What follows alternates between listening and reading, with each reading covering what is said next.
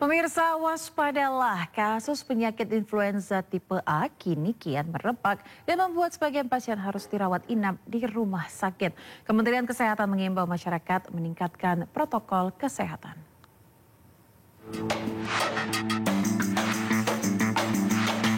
Kasus penyakit influenza tipe A kini kian meluas, terutama di Jakarta. Kementerian Kesehatan menyebut ada potensi lonjakan kasus influenza tipe A, khususnya subtipe H3N2 yang kini mendominasi di kawasan Asia Tenggara.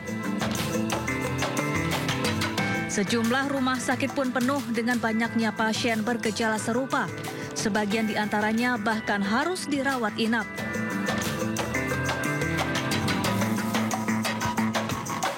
Adapun gejala influenza antara lain demam, batuk, pilek, sakit kepala, nyeri otot dan sendi hingga muntah-muntah.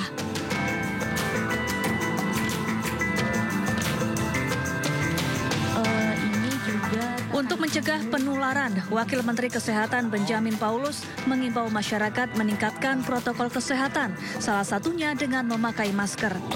Jepang. Lalu flu itu munculnya di pergantian musim kayak sekarang September Oktober pasti banyak orang flu nih. Nanti Maret April banyak lagi orang flu. Nanti Desember agak reda ini. Begitulah. Jadi flu seperti itu. Jadi bagaimana penanganannya? Ya pada saat musim flu ya seperti di Jepang lah. Sudah ngerti dong. Kalau musim lagi jelek itu ya pakai masker dong.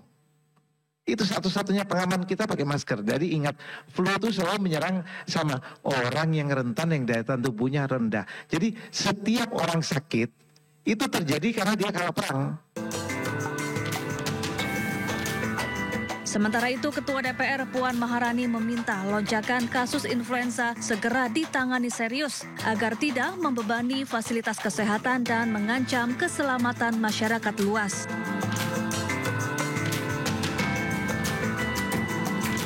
Lonjakan kasus influenza ini merupakan bagian dari pola peralihan musim kemarau ke musim hujan. Diprediksi kasus influenza akan mereda pada Desember mendatang. Tim Liputan iNews melaporkan. Dinilai efektif dalam menindak pelanggaran lalu lintas di Jalan Raya, Korlantas Polri akan menambah 1.000 kamera etle di Jawa Timur pada 2026 mendatang.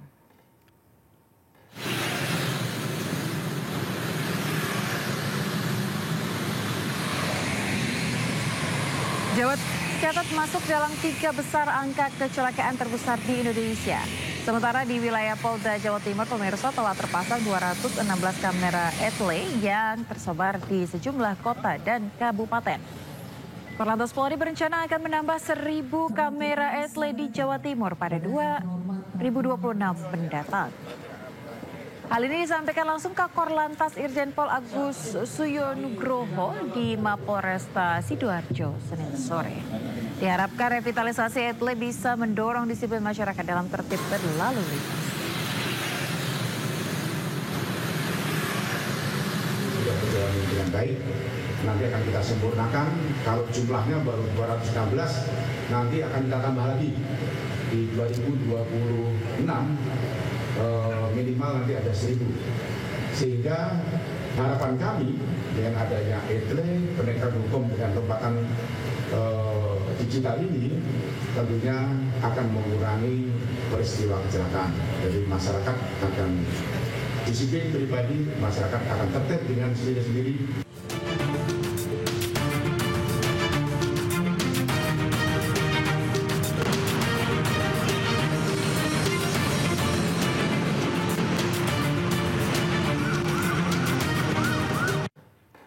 Pemirsa, saatnya kita simak pantauan arus lalu lintas siang ini. Kami telah terhubung dengan Brigadir Treslinda dari NTMC Polri bersama juru kamera Budi Manurung yang kini berada di kawasan Kalibata, Jakarta Selatan. Selamat siang Brigadir Treslinda, seperti apa pantauan arus lalu lintas dari tempat Anda melapor? Silahkan.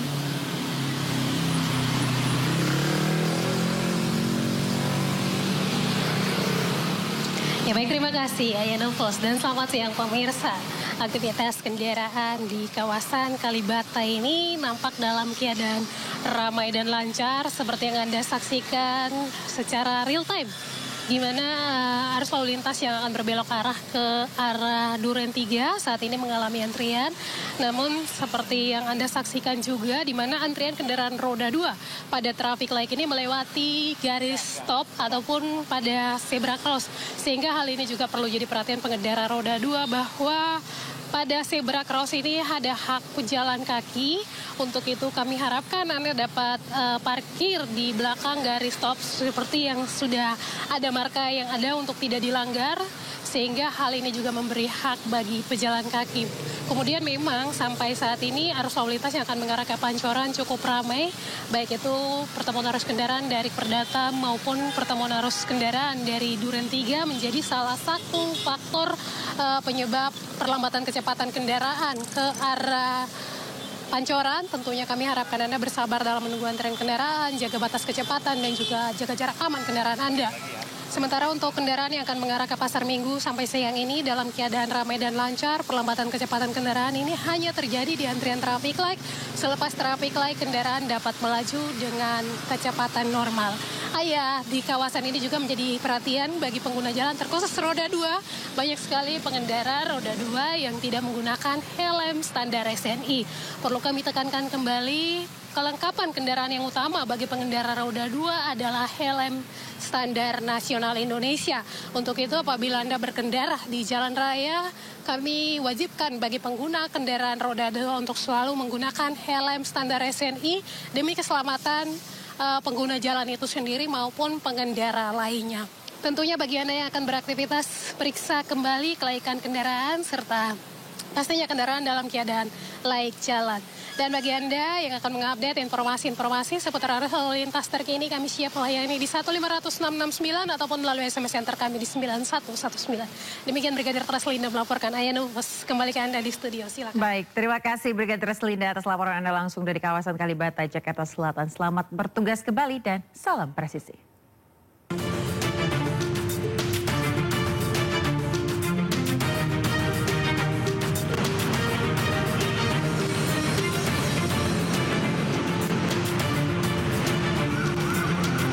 Ya, sejak dimulai pada Januari lalu, pemirsa Makan Bergizi Gratis yang menjadi program unggulan pemerintah Prabowo Gibran telah menyalurkan total 1,4 miliar porsi kepada 36,2 juta jiwa penerima manfaat.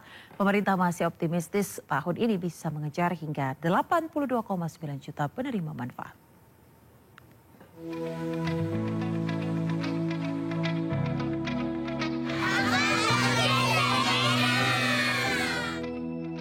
Makan Bergizi Gratis, MBG, menjadi salah satu program unggulan pemerintahan Prabowo Subianto Gibran Raka Buming Raka.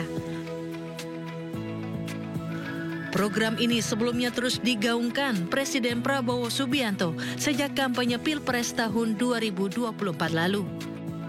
Presiden Prabowo menyebut program MBG bertujuan untuk meningkatkan kualitas hidup masyarakat melalui akses gizi yang lebih baik. Sejak berjalan secara bertahap pada 6 Januari 2025, MBG telah menyalurkan total 1,4 miliar porsi kepada 36,2 juta jiwa penerima manfaat. Sementara jumlah Satuan Pelayanan Pemenuhan Gizi atau SPPG untuk program MBG terus bertambah. Data per Oktober 2025 menunjukkan bahwa 10.681 SPPG telah beroperasi di seluruh Indonesia untuk menjalankan program MBG. Badan Gizi Nasional optimis program Makan Bergizi Gratis bisa terrealisasi sesuai target pada tahun 2025. BGN kini fokus mengejar hingga 82,9 juta penerima manfaat. Kita kejar 82,9 juta, mudah-mudahan tercapai. Tapi kita optimis lah ya, walaupun mungkin mentok-mentoknya 70 juta begitu, tapi itu sudah akan melebihi pagu yang 71 triliun. Badan Gizi Nasional juga terus mengevaluasi dan membenahi sejumlah kekurangan dan kendala dalam program Makan Bergizi Gratis. Tim Liputan iNews melaporkan.